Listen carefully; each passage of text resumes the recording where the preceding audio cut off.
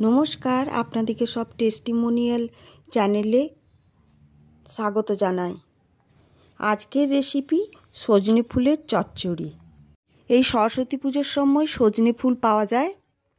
এই সজনে ফুলের অনেক গুণ আছে, তার মধ্যে একটা হলো যে এটা অ্যান্টিপক্সের কাজ করে।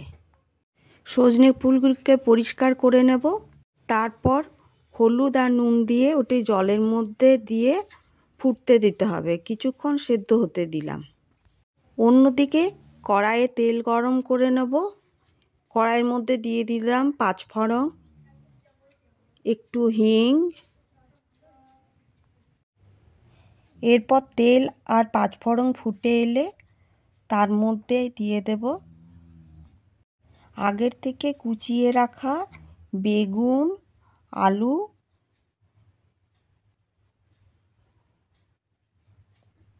আমি শুকনো লঙ্কা দিতে ভুলে গেছিলাম, তাই একটি শুকনো লঙ্কাও ওর মধ্যে দিয়ে দিলাম।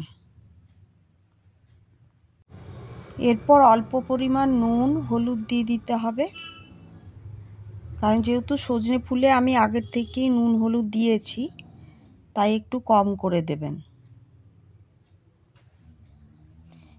এরপরে ওটিকে ভাজা ভাজা হতে দিলাম। একটু চিনিও দিয়ে দেবেন, একটু লঙ্কা গুঁড়ো,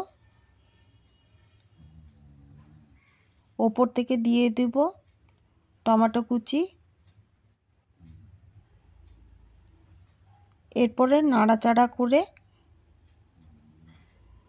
ওপর থেকে একটা ঢাকা দিয়ে সিম আঁচে রাখবেন। অন্যদিকে সজনে ফুল সেদ্ধ হয়ে গেছে, ওগুলোকে ছেঁকে তুলে নিলাম। তরকারির মধ্যে সজনের ফুলটা দিয়ে দিলাম। ওপর থেকে দিয়ে দিলাম মটরশুঁটি, 1 চামচেরও কম সর্ষে বাটা দিলাম। এরপরে নেড়ে চেড়ে ঢাকা দিয়ে রাখতে হবে কিছুক্ষণ। ওপর থেকে একটি কাঁচা লঙ্কা ভেঙে দিলাম।